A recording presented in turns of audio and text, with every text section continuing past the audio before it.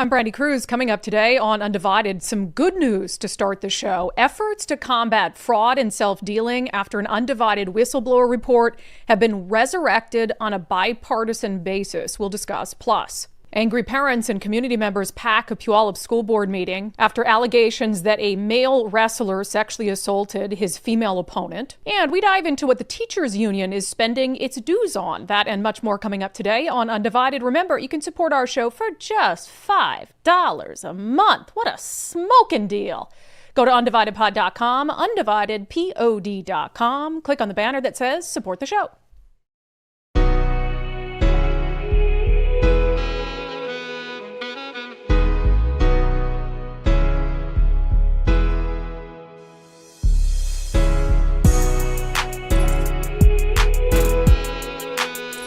Hello, and welcome to Undivided. Thank you for being here. Thank you so much for your commitment to giving common sense a comeback. Oh my gosh, I'm shocked. I'm tickled.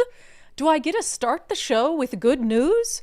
Man, we're just making things happen here on Undivided, lest you think independent journalism in Washington state isn't important. So, of course, back in October, we aired what I think is really one of the most important pieces of investigative journalism we've done on this show. We aired a report with a great deal of help from a brave whistleblower about rampant self-dealing within a $260 million taxpayer-funded program called the Community Reinvestment Program.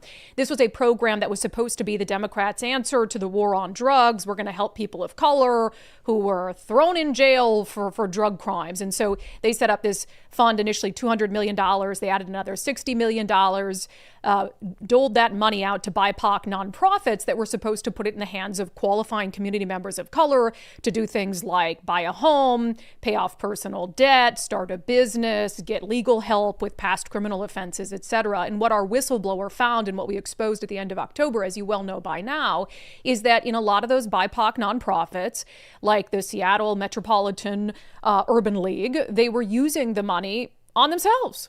They got millions of dollars and they gave it to their employees to buy houses. They gave it to family members to buy houses. One employee at the Urban League of Metropolitan Seattle got nearly $50,000 to pay off personal credit card debt.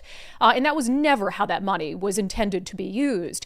Now, I expressed disappointment on this show last week because Republicans had introduced two bills that would have dealt with two of the biggest underlying issues in our expose, and that is the self-dealing, like we're going to take this money and turn community members away, but we're going to use it to help ourselves, and then the issue of stacking, which is there's multiple state programs that essentially provide people of color free money to buy a house. And what was uncovered by our whistleblower is that you had a lot of double dipping where one person, usually someone very well connected within the BIPOC nonprofit world, would get money from this program and this program and this program, and they'd essentially end up with a free house. So Republicans had introduced these bills, and as we told you, those bills died in committee. Democrats did not seem interested in moving those bills out of committee, missed the deadline. And so I was on this show last week saying, you know, Democrats don't care about addressing fraud, and everything brought up by our whistleblower was essentially for nothing. Not so fast.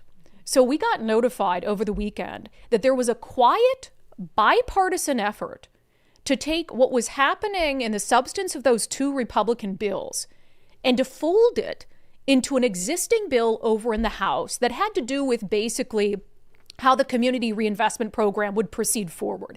The bill in and of itself, House Bill 2523, isn't really something that I would have gotten behind initially or that Republicans would support, because all it did is codify the future of this program that, in my opinion, has been rife with fraud. That's the vessel. But Republicans, like State Representative Travis Couture, State Representative Chris Corey, saw an opportunity. They saw an opportunity to work with Democrats and say, hey, let's take this bill that on its face you can say is a big win for the Community Reinvestment Program, and let's put some changes in it. Let's put some amendments in it. And so behind the scenes, they worked together, Republicans with Democrats, and I'm going to give Democrats credit here. I think there's a strategic reason they did it like this, but I don't care if the end result is the same. And they convinced Democrats to take these amendments that they were going to run on the floor, it gets a little jargony, and to put it in there as a striker. And so now House Bill 2523 has language in it that will prevent self-dealing in the community reinvestment program, and it has been passed off the floor of the House on a bipartisan basis. This is what a segment of this bill now reads. The department must prohibit an organization that receives a grant under this section from distributing the funds to an officer who has an interest in or receives any compensation from the recipient organization, a family member of an officer who has an interest in or receives any compensation from the recipient organization, or a business or nonprofit owned or managed by an officer who has an interest in or receives any compensation from the recipient organization. That is huge. That's the key thing that was raised by our whistleblower in the report. They're using the money on themselves, not only for themselves and their family members, but they're taking portions of these funds that they're given and they're sliding them over to other nonprofits that they control or their officers control. They're using it to enrich themselves. Democrats agreed to put that language in the bill. Thanks to cooperation with Republicans pushing the issue, not letting the issue die. And this bill passed with that language off the floor of the House. There was also another important provision that was put into this bill, House Bill 2523, and it emerged from committee like this. Now, it doesn't say the word audit, but it puts language in here that basically says the community reinvestment program has to be audited on an ongoing basis. It says the Department of Commerce shall collaborate with the Washington State Institute for Public Policy. The Washington State Institute for Public Policy must conduct a study researching, analyzing, and determining to the extent practical the Department of Commerce's distribution of and the recipient organization's use of and the impact of the funds allocated under the community reinvestment account. That's language that was not in there previously. So now we have two big issues that are taken care of, all thanks to this whistleblower report, Republicans' refusal to give up just because the Senate bill dies, and yes, Democrats' willingness to put those changes in a bill. Now, why was it done this way? I believe there's a couple things. I think that Democrats were worried about the optics among the Black community if they supported Republican bills that sought to rein in alleged fraud and self-dealing within this program. But it goes over much better, I think, for them and for, communities of color who vote for them if they say, well, the bill itself is a Democrat-backed bill, and the bill itself is about codifying that the community reinvestment program is going to continue. You see how the optics of that are much different? But I also give them credit because they know that what was happening in these programs is problematic. They know it. And so this was a way for them to say, hey, if we want these funds to help the Black community, we need to have some stipulations in here that those funds actually go to help community members who they were intended for. And so, yeah, did they do it based on optics? Yes, but I give them all the credit in the world for doing so. State Representative Kristine Reeves was a big part of this. She's a Democrat, so this allowed her to have a win and say, we're going to continue the community reinvestment program in a profound way, but then to also say, and we're going to hold it accountable. Here she is. When we put a program into statute, we are saying that it must operate transparently, it must be measured, and it must withstand public scrutiny. It must continue to earn the trust of this body, Mr. Speaker, and the people of Washington State. We piloted it, we measured it, it's working.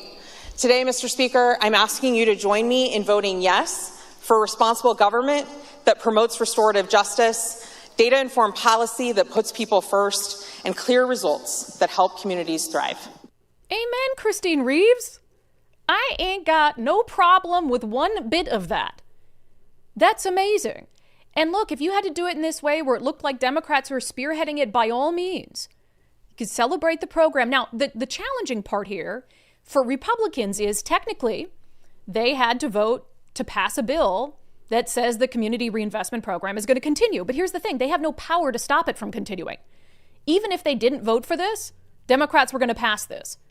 So I can see how they kind of have to, hold their nose and do it. But this was the only way for them to vote to pass this overarching bill to get these anti-fraud protections in there. And again, Representative Travis Couture is one of the ones who was working behind the scenes with Kristine Reeves and other Democrats to make this happen. I'm just really appreciative of the accountability and sideboards and that were put into the striking amendment, and also some of the protections for the community that the community reinvestment program is supposed to serve, and also protections for whistleblowers when things do go wrong. And that's the kind of accountability we should expect from the largest grant in state history. Yeah, and he said, look, I know that some of my Republican colleagues aren't super jazzed about voting for a bill that continues what, frankly, is a racist program. I mean, it's preference based on skin color. But he recognizes what I just laid out, which is they're going to pass it anyway, so we might as well vote for it. But he even says, look, it's not perfect. This bill is going to go over to the Senate, and hopefully they can continue to improve it there. There's, for some, a little bit more work that needs to be done, and I think those discussions will continue. And I believe that, and I trust that. You know, although some have some concerns about the program at large, this bill is not about enacting or getting rid of this program. This is about adding those accountability and sideboards and making sure that it serves the community it's supposed to serve. Please vote yes with me. Yeah, and a yes vote is the right thing to do. A yes vote is the right thing to do. I think some Republicans voted against it. I get it. It's a race-based program, but it exists. And until you have the majority, it is going to continue to exist. Now, as he said, it's not perfect. There's one key element that was not captured in these amendments or the strike or anything, and that was the part about stacking. So the Senate bill that failed to advance, Senate Bill 6167, would have outright prohibited stacking. There was one example in our whistleblower report that, to me, shows the urgent need for it. They're turning people away while this woman named Asia Williams, whose mom worked for the Urban League of Metropolitan Seattle, got multiple different kinds of grants toward the purchase of a home. They added up to like $350,000. The purchase price of the home was only $424,000. So she essentially got a free house. Multiple organizations gave her $100,000, $100,000. She got it from the Community Reinvestment Program, from the Covenant Home Ownership Program. And, you know, even internally, we had obtained emails with some of these organizations saying, hey, shouldn't we be using this money on more people, not just one person who's well connected?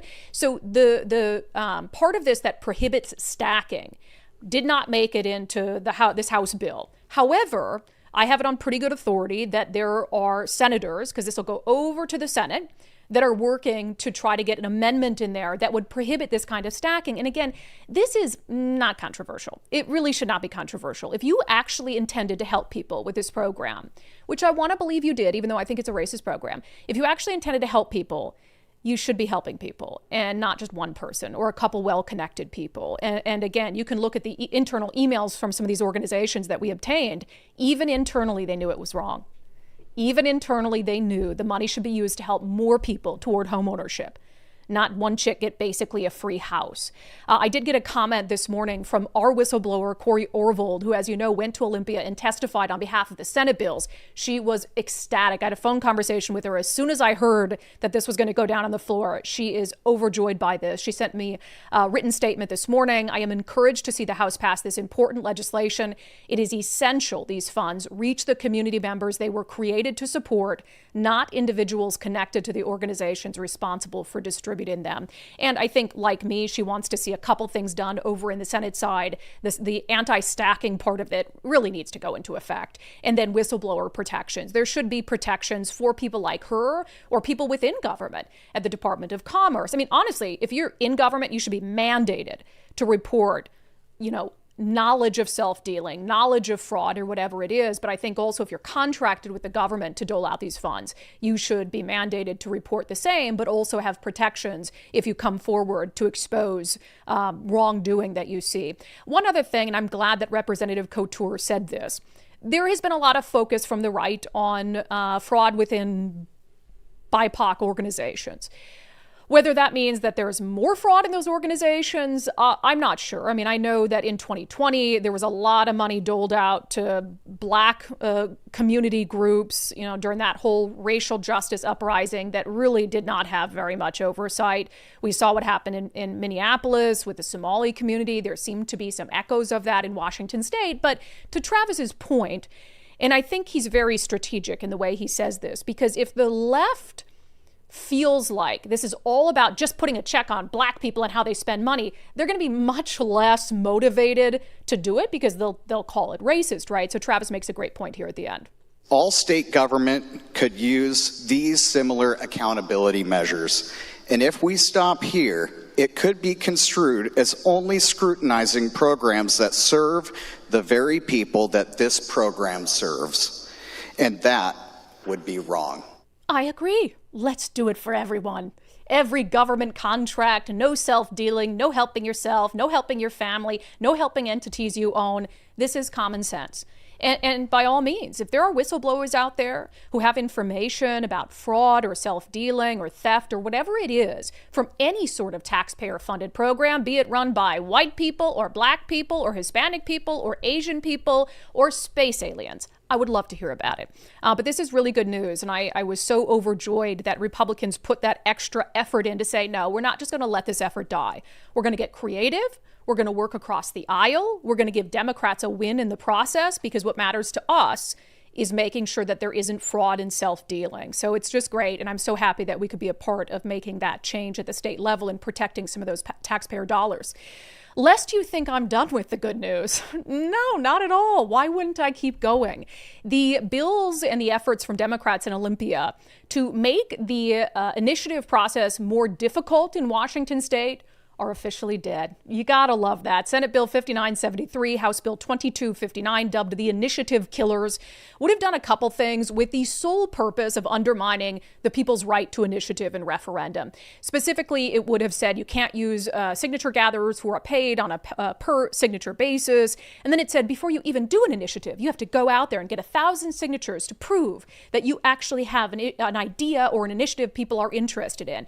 And it was really just about, as you know, Democrats seeing what entities like Let's Go Washington have been able to do in cutting down the cost of running a successful initiative, being able to basically run an initiative on anything because they've got the system down so well. And Democrats are like, we can't have that because our friends will be spending millions of dollars trying to fight some of these anti-tax measures or these anti-radical gender ideology measures. So they just want to make it more difficult. It's the second year in a row they've tried to pull something like that. In the second year in a row, they haven't been successful.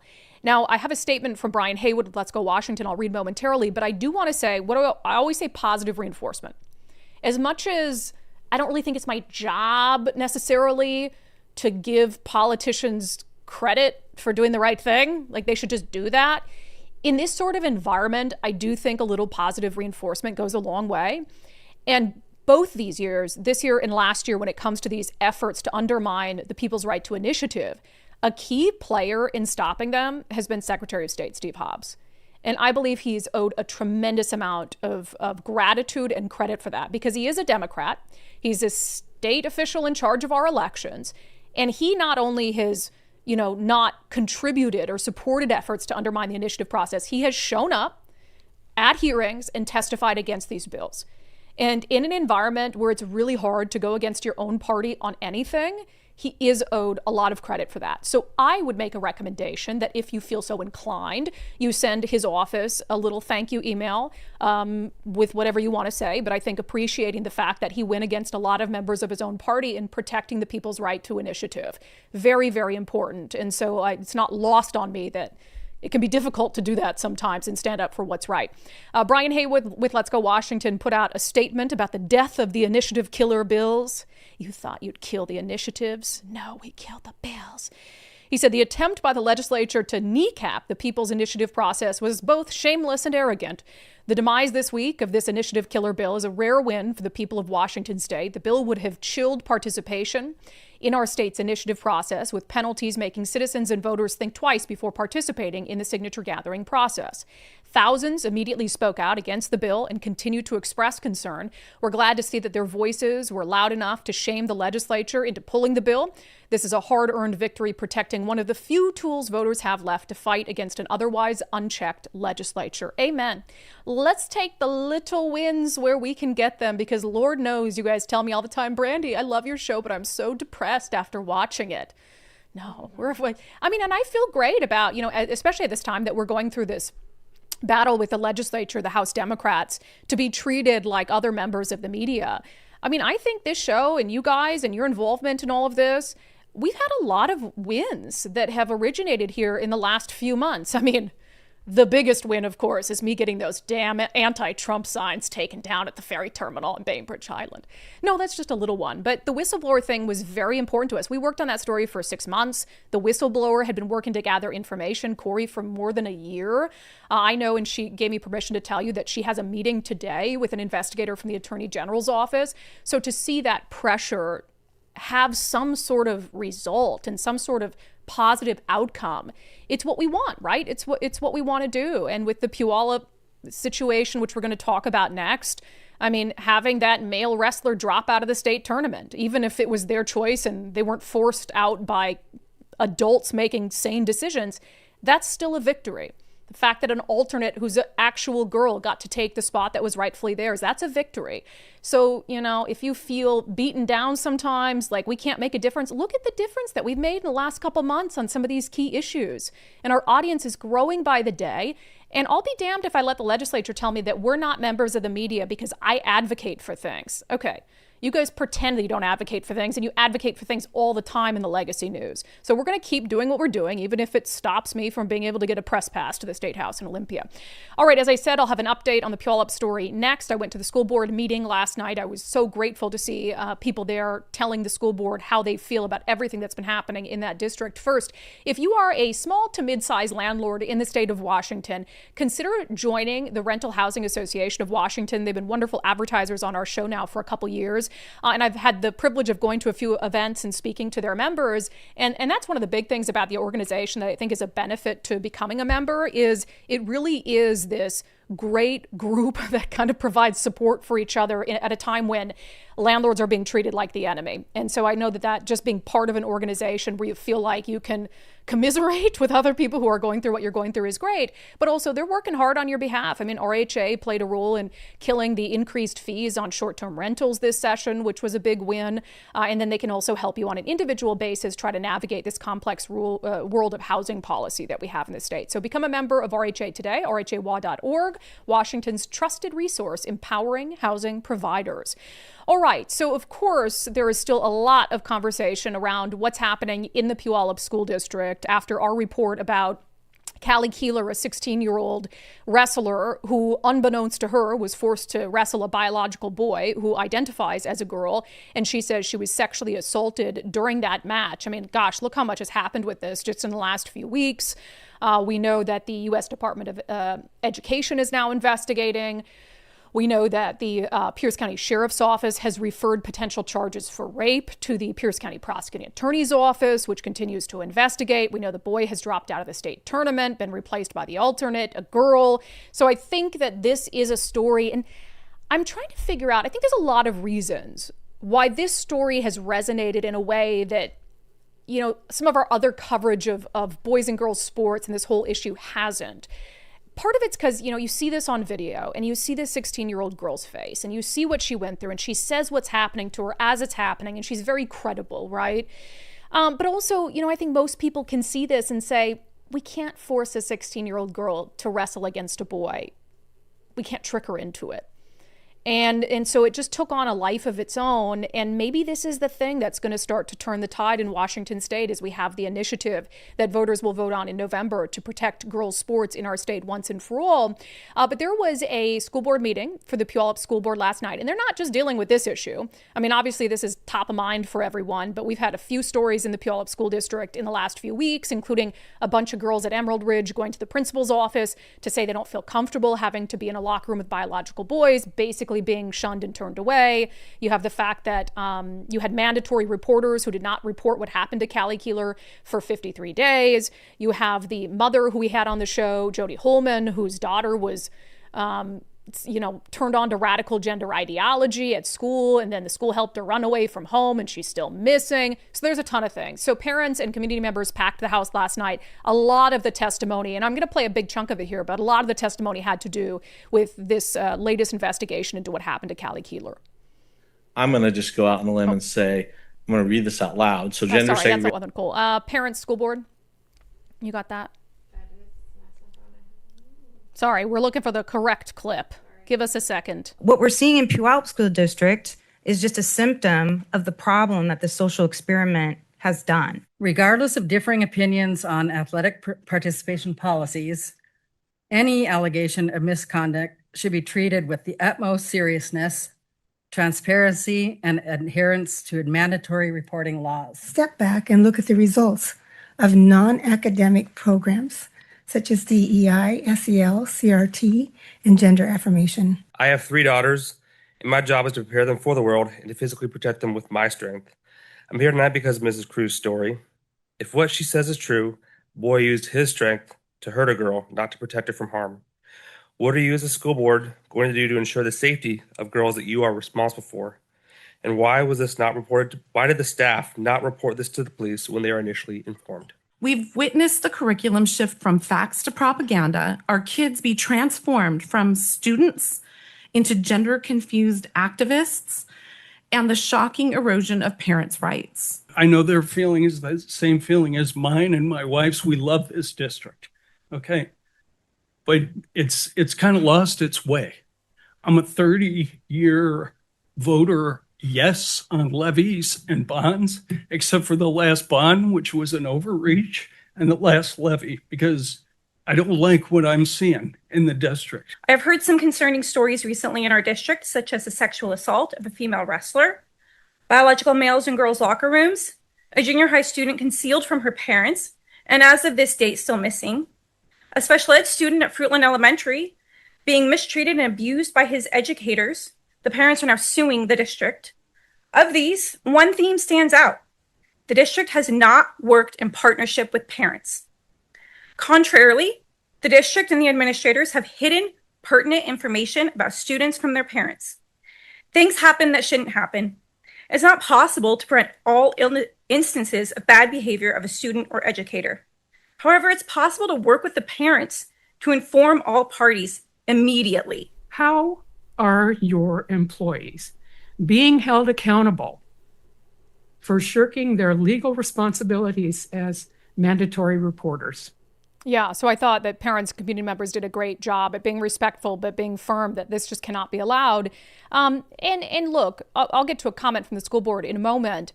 I agree with, maybe the assertion that this isn't all the Puyallup School Board's fault. And in fact, Puyallup is a fairly sane area of the state. And the school board, I think, is like 3-2, sane, insane. They can only do so much when it comes to policies that have been put down by the state. But I would say they can use their independently elected officials. And there are other school districts that have pushed back and even filed lawsuits over the state's policy. So if there's people on that school board that really do not support this, there is nothing preventing them from speaking up and from trying to take action that forces the state's hand. And I would like to see a hell of a lot more of that. And then also the underlying issue of mandatory reporters not reporting an alleged sexual assault. To the woman's point there at the end, what's being done to hold them accountable? Because that is a gross misdemeanor. It's punishable by up to a year in jail. And so is anyone going to be held accountable for that? Now, there was like one lady there who she had kind of a shirt on that was like kind of love rainbow type thing. So I think she was the only one who was maybe not on the side of most of the room. But even when she testified, I got to say, I really didn't agree with anything. I really didn't disagree with anything she said. I have seen what is going around on social media about the district. I want to remind the board and the community at large that no matter what the outcome of this issue, it is about one student. Maybe not. And one student only. Yeah, okay, I disagree with that. And not an entire community or an entire identity. All children in our district deserve to feel safe in our schools. I agree, and that's the problem. All kids deserve to feel safe. So, okay, if you believe that, and I hope that you do, I don't know you, ma'am, but I hope you believe that, then you should want those girls at Emerald Ridge who went to the principal's office and said they don't feel safe in the locker room. You should want something to be done to make them feel safe, right? Callie Healer, who's a student of the Puyallup School District. You should want her to feel safe, and she doesn't feel safe being tricked into wrestling a biological boy who presses his fingers into her private area. So it's just, they always say that. It's like all students deserve to feel, but do they really mean it, or they just mean like trans students? And the one thing I'll disagree with what she said is it's not just one kid. This has been happening a lot. The thing that never happens quite a bit. And so we have a broader issue here. Now, all of that's going on. And there were issues brought up from parents at the school board meeting that I hadn't even heard about that we're going to look into, like apparently some abuse of a special ed student, and then all the stories that we've talked about alleged misconduct from teachers, from staffers, from school employees. So the president of the Puyallup Education Association is there. So this is the guy in charge of the teachers union. He doesn't talk about any of this. He gives public testimony. He doesn't talk about any of it. He doesn't weigh in. And by the way, they also support all the radical stuff. That, remember, the Washington Education Association is one of the key players in pushing all this radical ideology that's leading to all this chaos. No, he's there to talk about how they need more money. I'm going to just go out on a limb and say, I'm going to read this out loud. Oh, so gender segregated facilities as divided. Union president. Good evening, President Miles, members of the board, and Interim Superintendent Lasso. My name is Bob Horton, President of the Puyallup Education Association. I ask each of you to lobby your local representatives and senator for the passage of Senate Bill 6346 that is projected to generate over $3 billion in revenue per year to help fund our schools properly and help our state meet its paramount duty. Yeah, he wants them to pass the millionaire's tax. All these things, all these complaints about what's happening with the Puyallup School District, teachers not doing what they're supposed to do, allegations of abuse and all that. And he gets up there, we need to pass the millionaire's tax so we can have more money. It's just so indicative of the teachers union. They literally only care about money. They literally only care about money. Pay us more, give us more money, give us taxpayer money. It's absurd. They don't care about any of this. They're contributing to this. Finally, so the union or a member of the school board spoke, and look, as I said, I understand that they're bound in some sense by state law, but this is kind of exactly what those girls went through who went to the principal's office and said, we don't feel comfortable with the boys in the locker room. And remember what the school did? They handed them like a printout that read what the policy is on gender inclusivity. And then they handed them this little printout that showed a human body and it told them what like gender identity is. And so it was just, it's condescending. And so the school board member just sat there and literally read the policy on gender inclusive spaces. I'm going to just go out on a limb and say, I'm going to read this out loud. So gender segregated facilities as defined by Washington's State Administrative Code is one, facility use. All covered entities shall allow individuals the use of gender segregated facilities such as restrooms, yeah, we know, locker bro. rooms, dressing rooms, and homeless or emergency shelters that are consistent with that individual's gender expression or gender identity. In such facilities where undressing in the presence of others occurs, covered entities shall allow access to and use of a facility consistent with the individual's gender expression or gender identity. We know. That's why they're all there. They don't like it. Does that not just come across as incredibly condescending? These are engaged, active members of the community who came to speak to you about this exact issue. They know what the policy is. They don't like the policy. They want you to do something about it. They want you to use your platform and your power as an independently elected official who helps lead the school district. And they want you to fight back. They want you to push back against OSPI like other school districts have done. They want you to be on the phone with the governor and saying, this is an untenable situation. So don't sit in front of those parents and in front of those community members and read off a policy that they know very well. The policy is why we're all in this freaking position to begin with. Good gravy. Good grief. All right, speaking of the teachers' unions, we were sent this listing for a new job at the WEA. I was blown away with how much they are paying some of their staff members. We'll get into that coming up next. If you're ever wondering where your dues are going, first, if you're thinking about fleeing the state of Washington, or you're going to stay and fight, but you just want to move to a different area, maybe slightly more sane, our friend Wes Jones at sellwithwes.com is the guy who you want to call if you're looking to list your home. He does a couple cool things, and I think everything they do at Sell with Wes is aimed at trying to make sure that nothing pops up at the end of a sale that derails everything, and taking the stress out of those final stages of the process. And if you've ever sold a home or bought a home, you know how stressful those final weeks can be. And so one of the things he started doing about 10 years ago is every listing he sells is pre-inspected. So he takes a proactive approach to preparing listings, and over 90% of buyers on his listings use the pre-listing inspection. He says it often allows folks to waive the inspection contingency, which reduces renegotiations, repair requests, and contract fallout. He says it's one of the core core ways that he runs his business is just trying to take that stress out of the end, no surprises. And then he pairs that with the listing boost concierge service, because when you do the pre-inspection, you kind of know what needs to be done, right? So you got that all out of the way. So he can come in, he can help manage those projects. He can even make it so you don't have to pay for those changes and those upgrades or fixes or whatever it is until closing. Another way to take the stress out of the process, the financial stress of it. So go to sellwithwes.com, sellwithwes.com. If you're looking to sell your home, it really just is a better way to sell your home. All right, where do all those WEA Washington education dues go? Well, it turns out a lot of those dues go to collecting dues. Let's talk about it in our segment, Unbelievable.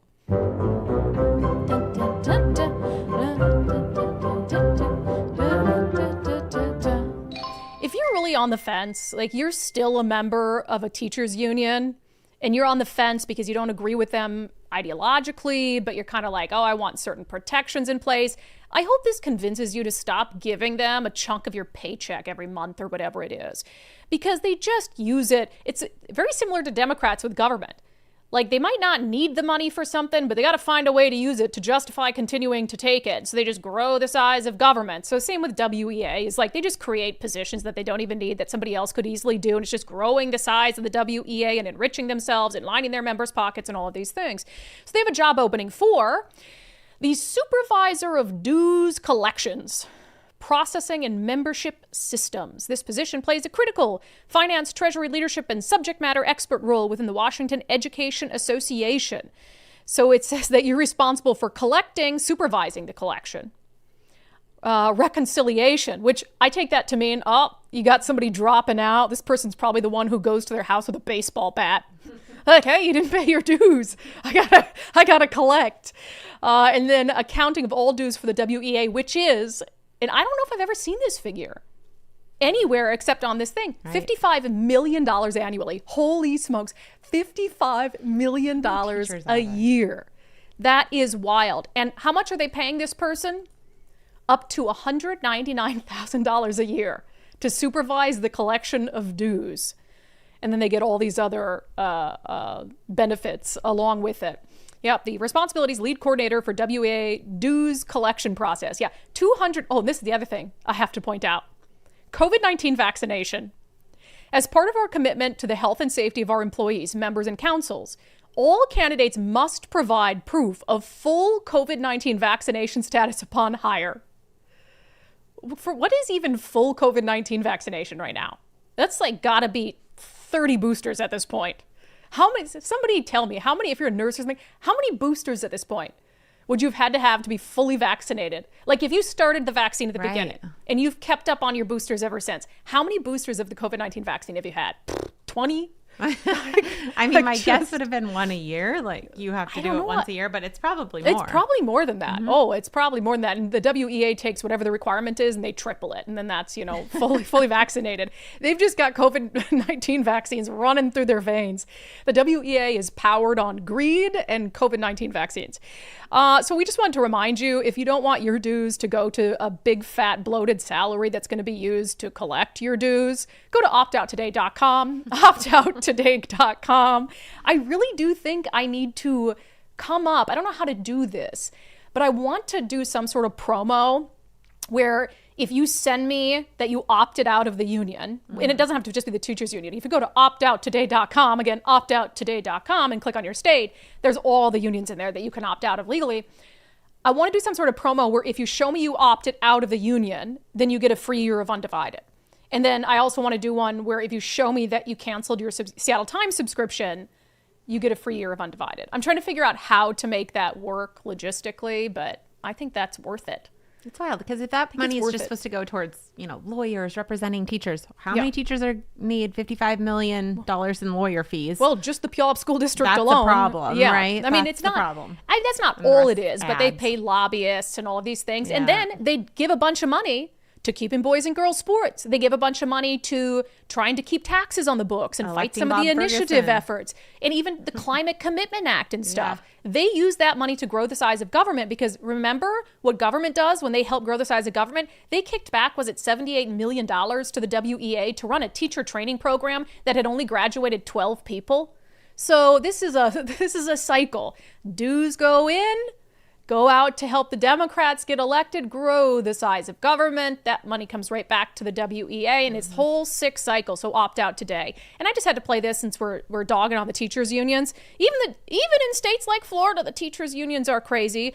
The Florida Teachers Union held a press conference. One of their local directors of Social Equity Through Education Alliance was allowed to speak at it, and he was talking about kids having a duty to continue these anti-ICE protests. Florida students are confronted with videos of ICE raids, of families being torn apart, and of Americans being murdered for using their constitutional rights. They respond. They organize. They speak out. And they do what American students have always done in moments of injustice. They stand together and demand safety for their peers, their families, and themselves. And that response, while framed by some politicians as radical, is rather reasonable. It's rational. And in a moment like this, it is required. Required. So that is an FEA press conference, and it's all the union people standing behind this guy who's with the Social Equity Through Education Alliance, and he's saying it's required. That's literally required that students go out and they fight back against the fascism and stuff. And of course, in Florida, they don't tolerate that. So like the AG and the governor, they're like, excuse me? Because that's not allowed here. And so the union actually, I mean, this is what it looks like to have leadership with teeth that does the right thing, because the union's like, oh no, we didn't say that. We don't support that. We don't believe that. We just let a guy from another organization come to our press conference and say that. So optouttoday.com, optouttoday.com. All right, let's just keep it rolling with our segment, The Seattle Times is Trash.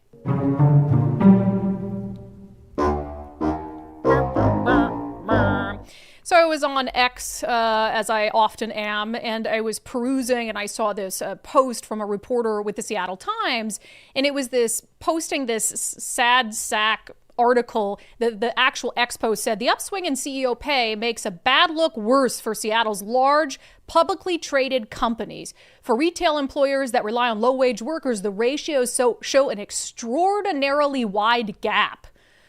So the actual headline of the Times article, one Washington CEO makes 1,794 times his average employee. Here's why. Well, gee, do we have to go into a article that explains why? Couldn't we just figure that out for ourselves? Because I laugh again, that was the tweet, that the language I read previously was actual X post the Seattle Times put out when it said it's a bad look for Seattle's large publicly traded companies. And it says the ratios show an extraordinarily wide gap. And I responded and said, well, there's an extraordinarily wide gap in responsibilities, in experience. That's why, you know, they're running the entire company. And I'm not trying to dog on baristas, but you're making coffee and they're running an entire company with thousands of stores. And the Seattle Times, it just shows their bias, that it's like, it's a bad look. Let's read a little bit from this article, shall we? Starbucks, like most of Seattle's corporate titans, has taken fire from workers and observers, and the Seattle Times. I mean, literally in that thing, they're taking fire from the Seattle Times for the yawning pay gap between executives and rank-and-file employees. An upswing in executive compensation has largely been driven by a rising stock market. Even struggling Starbucks saw a boost in its share price in late 2024 through early 2025 as CEO pay gets more closely tied to stock awards. That swing makes a bad look worse for Seattle's large publicly traded companies, which have to report pay disparity levels contrasting CEO compensation with that earned by the median employee. For retail employers that rely on low-wage workers like Starbucks and Amazon, the ratios show an extraordinarily wide gap in 2025. So our state makes them report what the disparity is. So the Seattle Times has a little graph here that I actually think is pretty handy. It's interesting when you look at this, though. So Starbucks, okay, pay ratio, as they said, 1,749 to 1. So their CEO total compensation is nearly $31 million. Median employee pay, $17,000. Again, they're making coffee at a single location. And I'm not saying that's not a noble job. Great job, I think, for high school students and college students, or even a retiree who just wants to work a little bit here and there. They also get, you know, a lot of good benefits if they work enough hours. But you are not running a major corporation.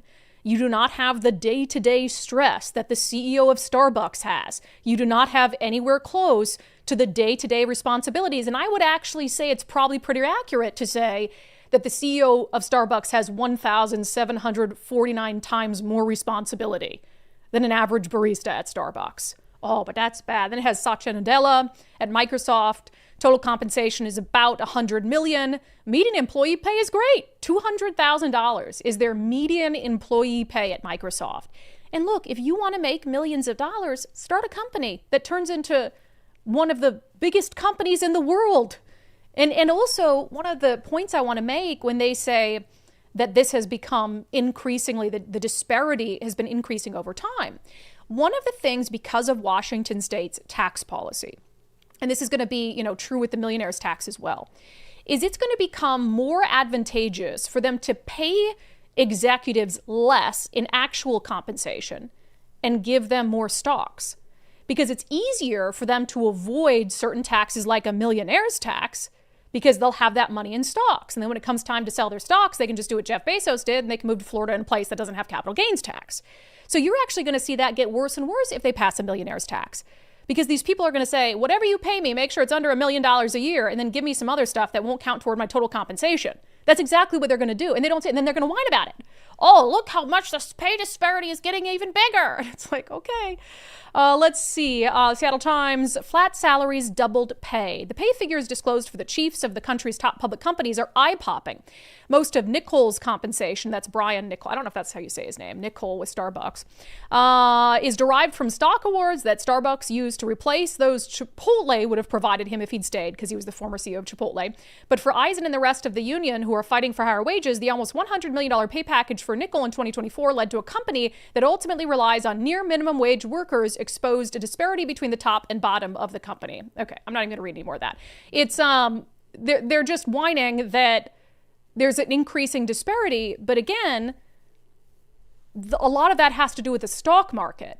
It's not that they are saying, they're almost suggesting that in order for his pay to go up, he took money out of the pockets of their rank and file employees.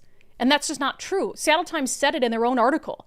And then they go on to almost make this suggestion that for him to get paid so much, employees had to be paid less.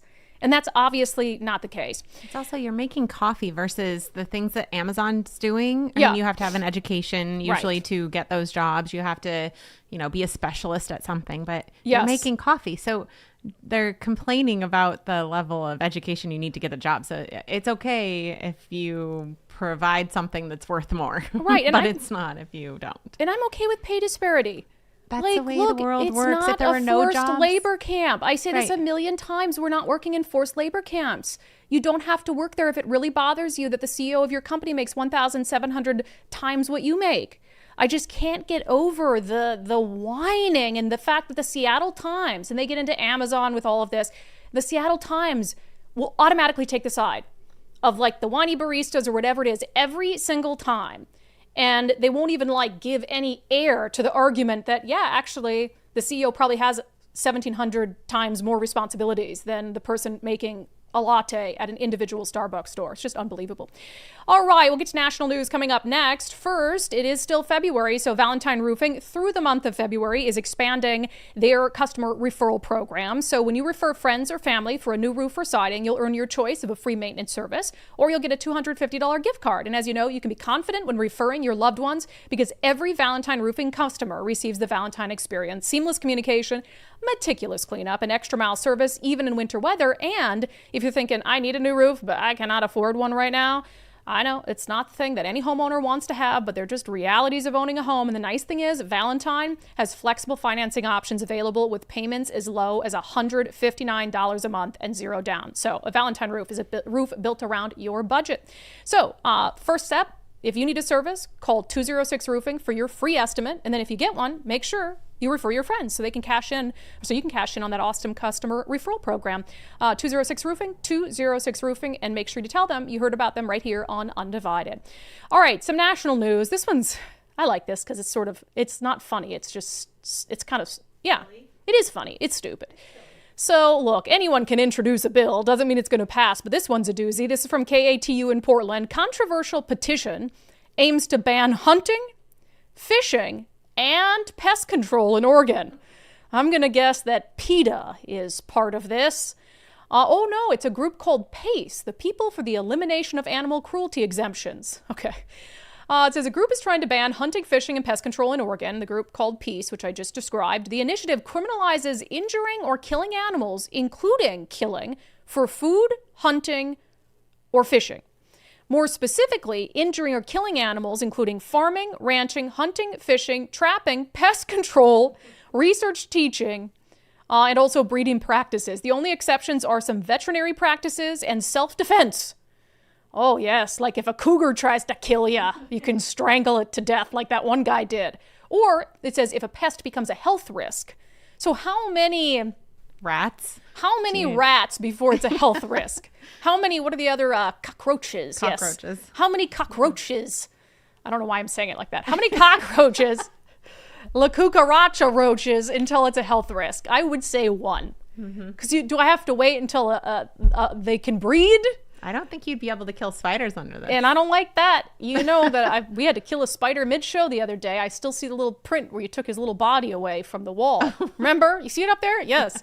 So I'm totally against this. The only thing on that list I'm in favor of is research and teaching. Yeah, I don't think that you should be killing an animal for the purpose of teaching anything or researching anything. And I don't like injuring animals at all. Well, right. Why would we ever injure an animal? Yes. No.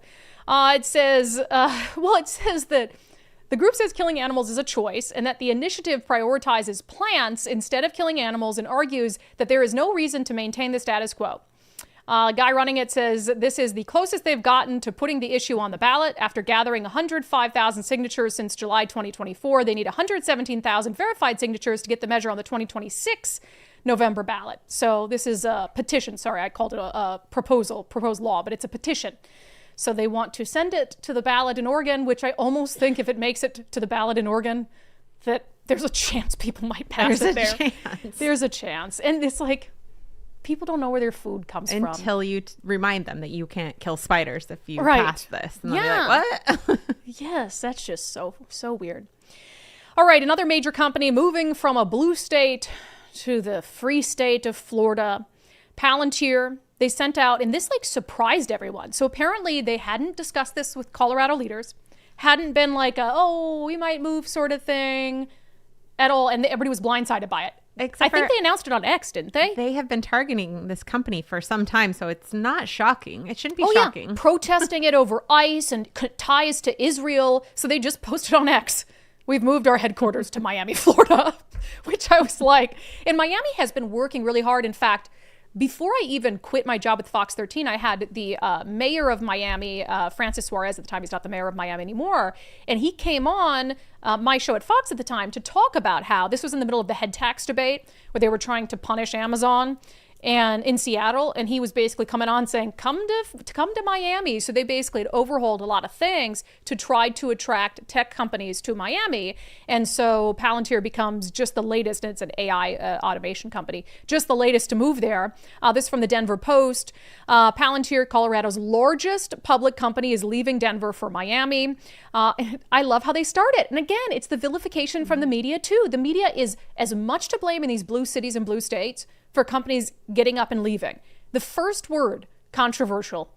Controversial data analysis firm Palantir Technologies, Colorado's largest public company with a market value of $312 billion, announced on social media Tuesday that it has relocated from Denver to Miami. They talked about the firm's post on X. It said, we moved our headquarters to Miami, the firm said in a post on X without elaboration, seemingly catching local leaders, including Governor Jared Polis and Mayor Mike Johnston, by surprise. No details were immediately provided as to how many Denver employees might be relocated to Florida or what functions will remain in Colorado, if any. And it's important to figure that out and to know the details, because is this a situation where they want their headquarters in one place for tax purposes or whatever it is, and they're still going to maintain some sort of presence? So a lot has been happening, and it's another example of, look, don't bite the hand that feeds you, and don't be surprised where if you vilify, they just don't take it anymore, because they have the money to move. It says the company has faced protests during its time in Denver, initially for its support of the Israeli military and more recently for working with U.S. Customs and Immigration Enforcement to use AI to identify targets for deportation. Love that. Members of the city council have chastised Palantir publicly for its work with ICE, and advocacy groups have tried to push the council to divest from any services or contracts with the company. They also faced a large protest on January 31st at their new Cherry Creek office, and another one this past weekend with protesters chanting, "Palantir out of Denver." And well, you got your wish. You got your wish. I have to love that. And Francis Suarez, who I mentioned, was the mayor of Miami. He responded to the announcement. He said, "This is a tipping point. What a watershed moment for Miami. Our city is the city in the U.S. that best embodies the American dream and spirit of working hard, risking capital, and leaning into innovation." So, yeah. So not only have they had the kind of vilification wholesale about, ties to Israel and ICE or whatever it is, and chants of Palantir out of Denver. The Colorado legislature has also been targeting the company, making it harder to do business in the state. And they've had some laws that have directly been aimed at AI companies more broadly, but clearly it was targeted at Palantir. It says the Colorado AI Act sets first in the nation comprehensive consumer protections intended to safeguard the public from being discriminated against when AI is used to make decisions about their healthcare, employment, or other important areas. So it was just one of these things where, and for the record, Governor Polis spoke out against this law. Why? He's actually a fairly sane Democrat.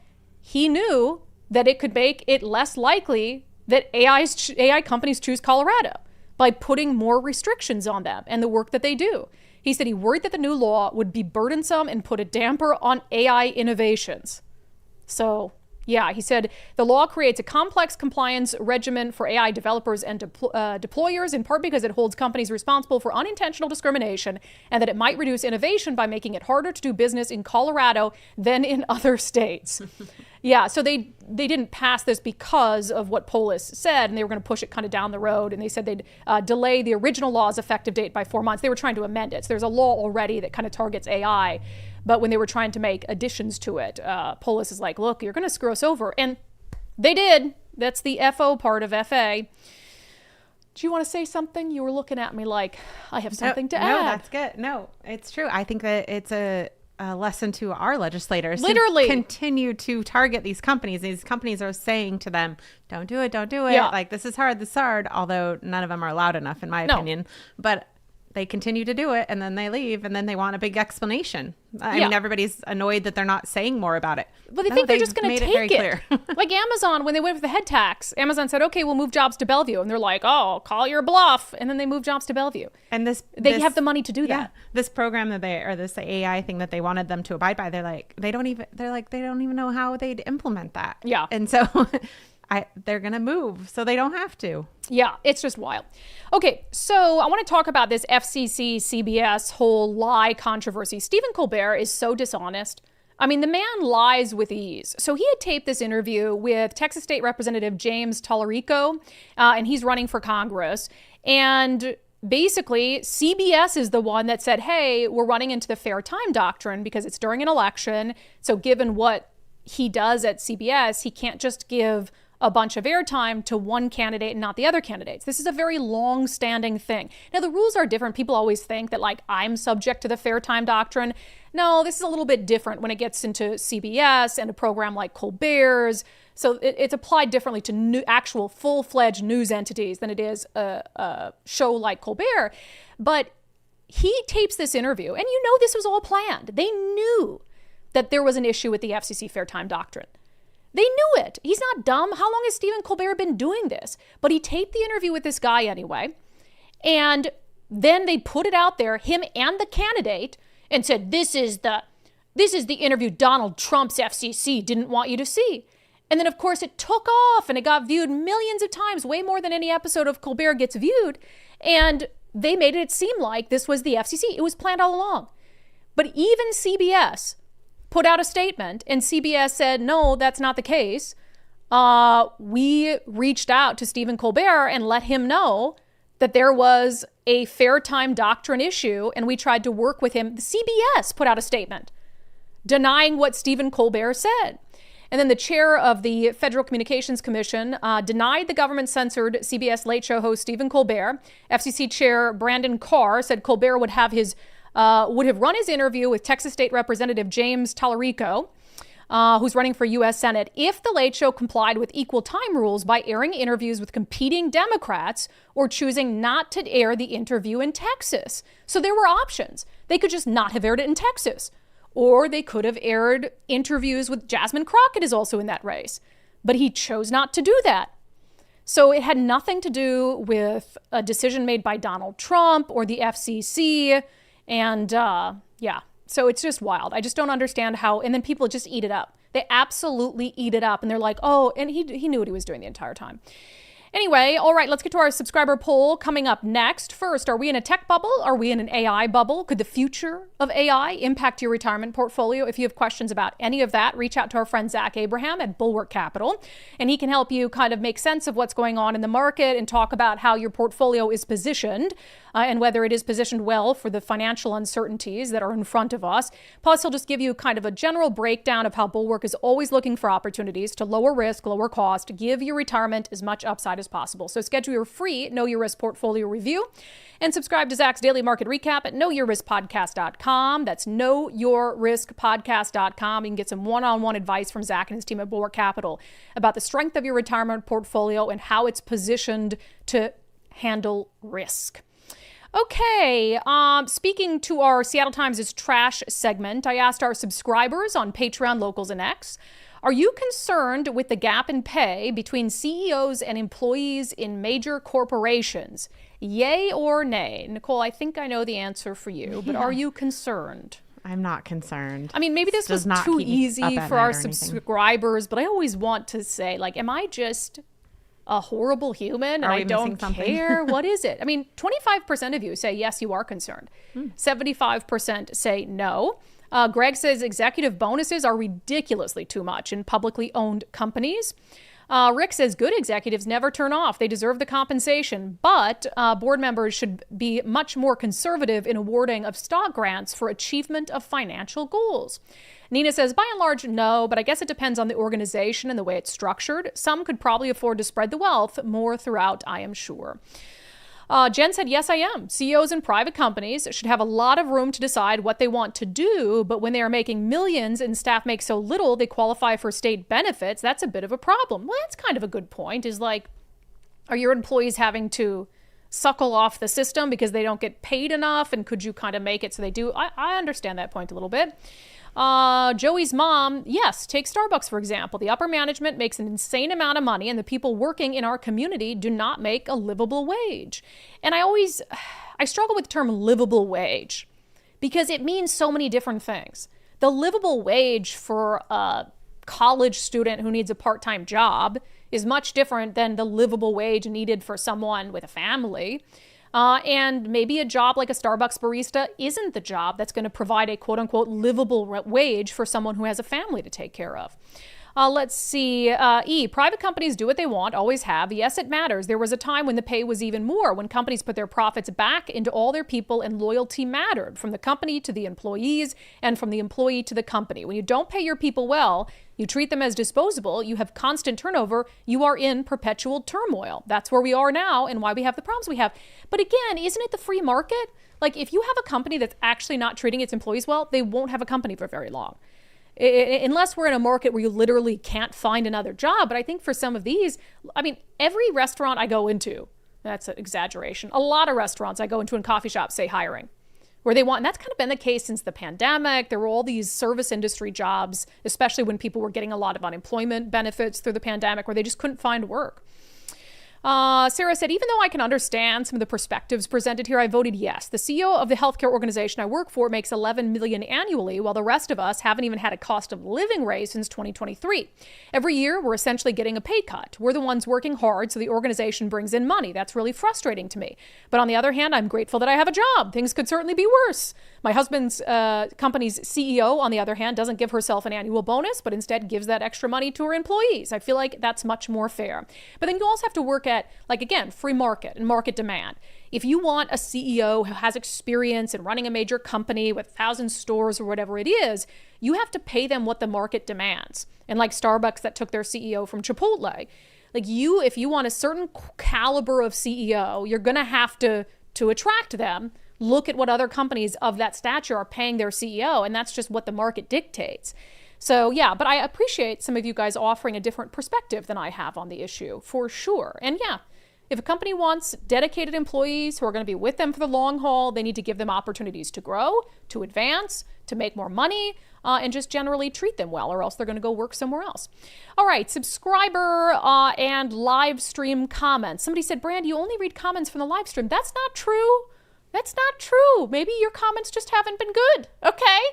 Because we pull them, Miranda pulls them from Patreon, Locals, Facebook, YouTube, X, all over the place.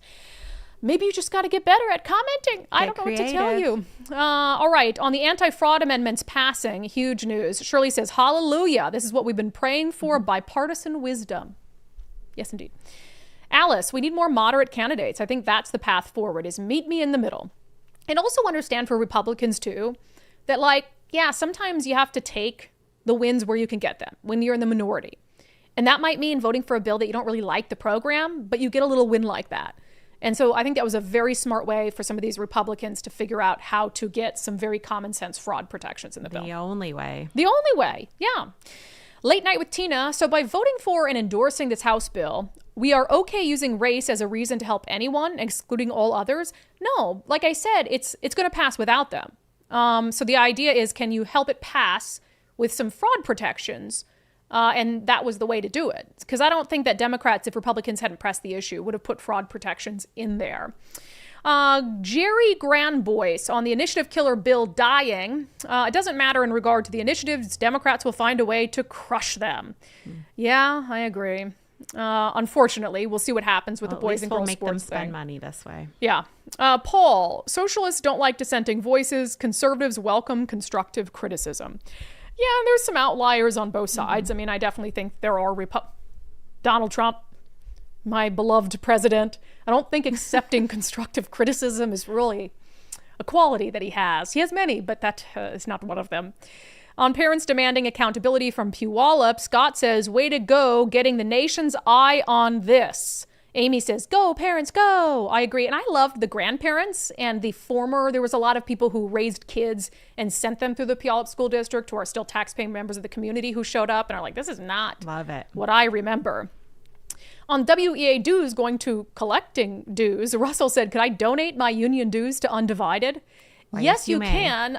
Donate is a tricky word because we're not a nonprofit, but you can give them to us if you'd like. Deanne, wow, away from the teachers union to assure they hire someone who is ideologically in line with them. I think COVID shots are required every 6 months. Yeah, so let's say you started in 2020, 6 years, you'd have like 12, maybe 12 COVID shots by now. Oh my, I cannot imagine. This is an interesting comment from Chuck. What's the pay disparity at the Seattle Times? Do their delivery drivers make the same as the CEO? I'd be curious. I mean, their CEO probably doesn't make a ton, but I would imagine it's around $1 million, wouldn't you think?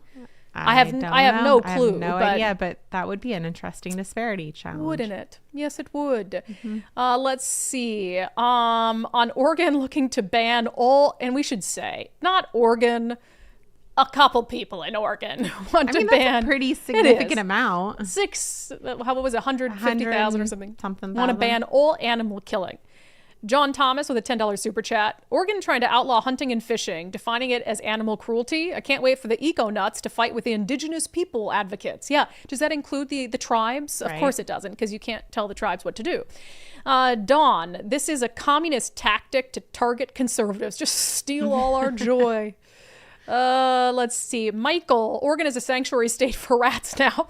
You just have all the rats, literally all the rodents fleeing across the state lines into Oregon for sanctuary. That's actually funny. And I bet really you, funny. Like over time, it's survival of the fittest, right? Yep. So if you had this place, and this is true for like, and I'm getting a little into the weeds on your funny comment, but this is true for like an animal habitat, right?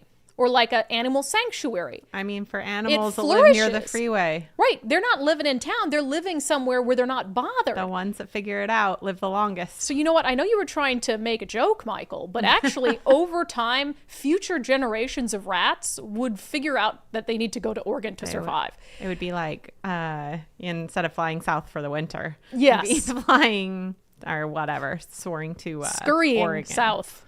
Yeah, there you go. Scurrying south. One more super chat. Jack Hart, screw Steve Hobbs. He's protecting illegal aliens on the voter rolls. Okay. I was just saying this one thing. A little positive reinforcement might not be such a bad idea. All right. We're going to play a little clip from the socialist mayor of Seattle's first attempt at a State of the City address. You won't want to miss it coming up next. First, we had Dave Taylor with First Mark Insurance in the studio last week, one of our wonderful advertisers. And I was talking to him about all the good things I hear from undivided viewers and listeners about the service that they offer. And I told him, I hear from people that, sometimes you guys turn their business away. And he said he's okay with that. That to me is a sign of an honest company where you're going to say, hey, we can't beat that. You've got great insurance at a great price. I would keep it. Yeah, and if I can just say this really clearly, we are good with that. Yeah. We are okay with that, right? Because we believe there's 3 things that every customer should have. They should have the right coverage. They should have it at the most affordable price possible. Yeah. And they should get great service. If they're getting all 3 of those things where they are, then they should stay there. Yeah. Right? They're in a good place. Yeah, great company. And also, I want to just read this that Dave Taylor sent us after he was in. He said, so since February is Heart Month, First Mark has a thing this month where they're honoring our friend Dory Monson. So I just want to read what he said. So they're making donations for each 5-star Google review they get at First Mark and each referral they receive. They're going to make donations to support leading edge cardiovascular care at Providence Everett, helping to strengthen heart health resources right here at home. The campaign is dedicated to the memory of all of our late friend, Dory Monson. He had a remarkable way, as you know, of making people feel seen, valued, and connected. So Dave Taylor with First Mark says, in his honor, we hope this effort brings a little more kindness and good into the world. So if you leave First Mark a Google review, they'll donate $25 for every review in February. And then if you share a heart introduction, so if you make a referral to a new client, First Mark will donate $50, which I think is pretty cool. So you can join and become a member of the First Mark family, but also help the First Mark family grow, help with Heart Month, heart health in honor of our friend Dory Monson. All right, with that, let's get to our closing sanity check. And one thing I'd say about that is, if you're already a member of the First Mark family and you just haven't taken the time to leave a review or do that, now's a good time to do it, because it's like you're already working with First Mark, so you can leave a review and then they'll donate some money on behalf of our friend Dory Monson to support cardiovascular care at Providence Everett. So maybe take some time to do that today. In our closing sanity check, so Katie Wilson, the new socialist mayor of Seattle, she gave her first State of the City address. And look, when you've never had a job before and really never had any major responsibilities, it doesn't really surprise me that this is how your first State of the City address would start out. Good morning. How are you all doing today? Okay. You ready for this? I don't think I've ever talked for as long as I'm about to talk, so we'll see how it goes. Okay. Well, thank you so much for joining me today. Sorry. Oh, no. Can you please? Technical difficulties. Okay. There. Okay. A little bit less. A little bit back the way you came. Oh, no. Back. Okay. Okay. That's good. Thank you. Okay. Oh, no. It gives me, having done, I think what she was trying to get them to do is adjust the teleprompters. Having worked in news for a long time, there is nothing worse than a technical issue that's out of your control. But I mean, this was, so they sent out invitations to the State of the City that didn't have a time and place. And so they had to resend out the invitations because they didn't tell people when to come. And then it's like, did you not practice this? Did you not practice? And then don't go out until your mic is working and on. Don't even go out there. It's Did you do a sound check? Have we not done a sound check and practiced with the little thingies and all that? It was just... Did Bruce Harrell not leave his how-to guide? He wasn't great at this either, but at least his teleprompter and his microphone worked. So it was definitely amateur hour. I got to say, though, I feel bad for her, because that is just secondhand cringe. The worst. She asked for it. I don't feel bad at all. All right, fine. I was trying to be, upbeat because I started the show on such a high note.